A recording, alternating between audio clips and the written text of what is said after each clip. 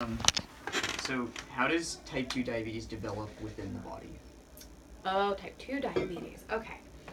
So, type 2 diabetes is different than type 1, which you probably already know.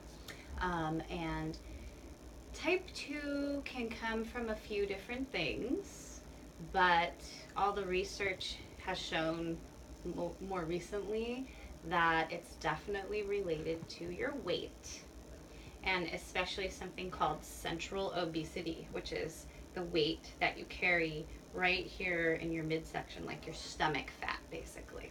So the bigger your waistline is, the more of a chance you have of becoming a type 2 diabetic.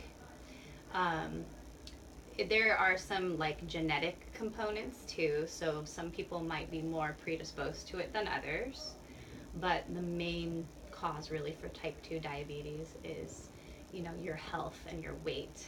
And a lot of people can actually um, get rid of it if they lose enough weight, so, and get enough exercise. So, then once you have type 2 diabetes, what are some of the symptoms that you get? Um, Both of the diabetes are very similar in their symptoms, because what happens is your blood sugar level's too high. So they both work in a different way, and there's different reasons why your blood sugar's too high, but in both of them, your blood sugar's too high.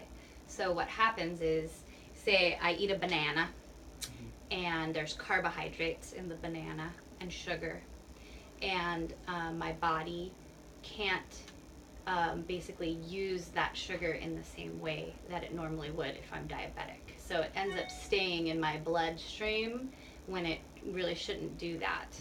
And so that causes all kinds of symptoms for you. Like it makes you really thirsty. It makes you have to go to the bathroom a lot. You have to go pee constantly. Um, and then, depending on how high your blood sugar gets, you can start to feel really sick and nauseous and sleepy, gives you headaches. And if it got really, really high, and it's less common in type 2 diabetes to have this happen, but it still can happen, you can actually go into a coma. So it's pretty serious. And then long term, it can do all sorts of bad things to you. It can do damage to your internal organs in your brain and your eyes and your nervous system and everything. So, Alright. So, what kind of dietary restrictions does it cause? well, so none ultimately, because if you're taking your medication and you're managing your blood sugar, you could still eat whatever you want to, but you have to make sure that you take enough medication to keep your blood sugar normal. It's smarter, though, to think about what you're eating and eat healthy things and eat things that are lower in sugar, because then your blood sugar just stays more normal and you don't have to take so much medication. So, with a type 2 diabetic, they really have to watch how many carbohydrates they're eating. That's the main thing.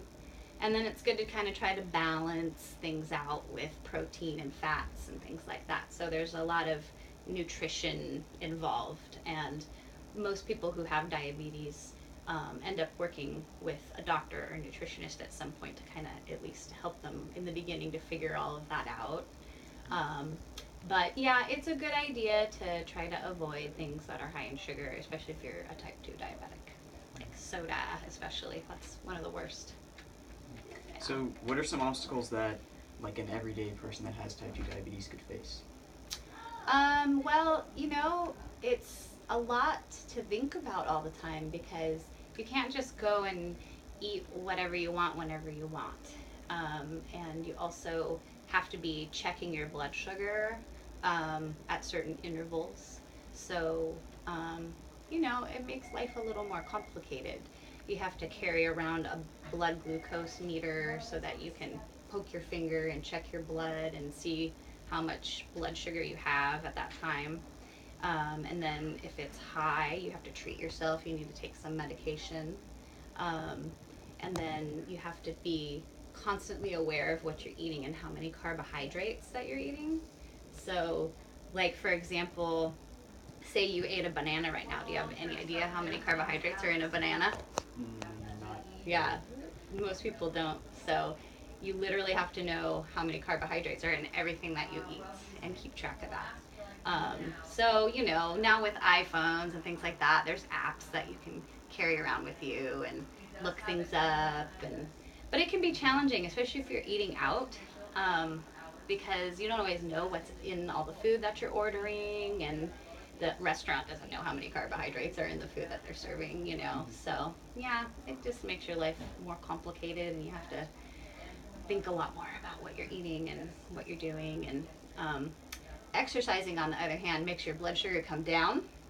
So, you know, for a type 2 diabetic, that's a really, really good thing to do, is to exercise, because then you have to take less medication and think less about all those carbohydrates that you're eating.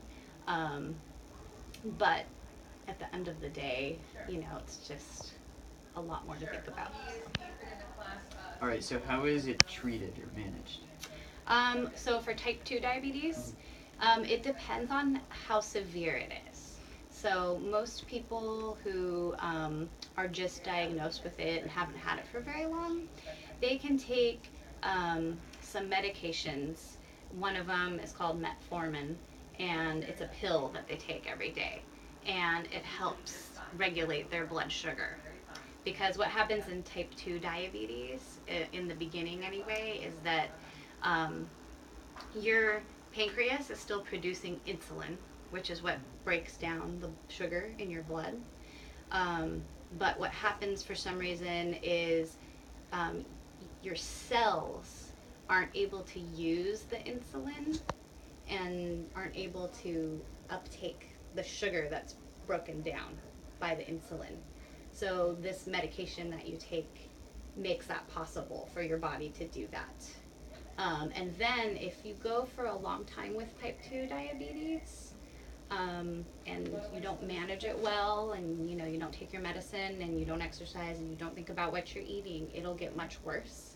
And you may end up actually having to use insulin as well.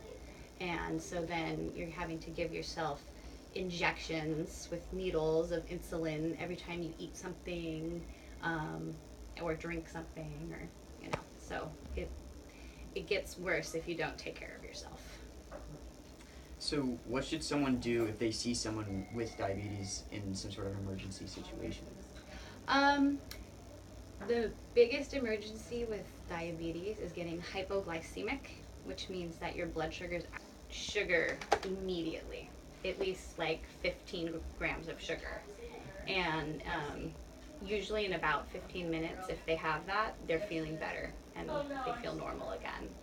And then if somebody actually passed out, and because their blood sugar was so low, then they actually have to get a shot of something called glucagon. And every diabetic should be carrying that around with them, actually. And it's in this little case. I have one in here.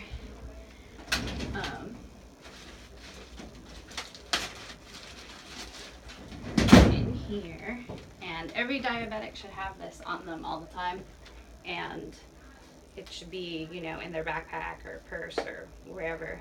And whoever finds them would have to follow the directions in here and basically give them this shot, like in their leg or their arm, to help them. And then you need to call 911 too, and they'll come and help. But the faster they get this, the better, because if you're hypoglycemic and you pass out, then there's damage being done to your brain. So it's pretty dangerous. So how do type 1 and type 2 relate? How do they relate? Well, both of them are high blood sugar, but the reasons that your blood sugar is high is different. You make insulin, but your body isn't able to use it, versus type 1, you just don't even make insulin at all. So, yeah. So how can like an average person prevent type 2 diabetes? You have to exercise, watch your weight, and eat healthy. Don't, you know, eat out at fast food restaurants all the time, and drink a lot of soda and eat a lot of sugar. You need to eat, you know, vegetables and fruit, and, you know, there's a lot of different kinds of diets, but basically, the closer you eat food to its natural state, the healthier you're going to be. And uh, definitely, like high fructose corn syrup that is in soda is a really big contributor. So the more soda you drink, if you have kind of like a genetic predisposition uh, in your family to getting diabetes, and you drink a lot of soda and you don't take care of yourself and you don't exercise, then you're definitely on the road to getting diabetes, unfortunately. So, yep. All right. Well, that's it. Yeah. All Thank you. right. No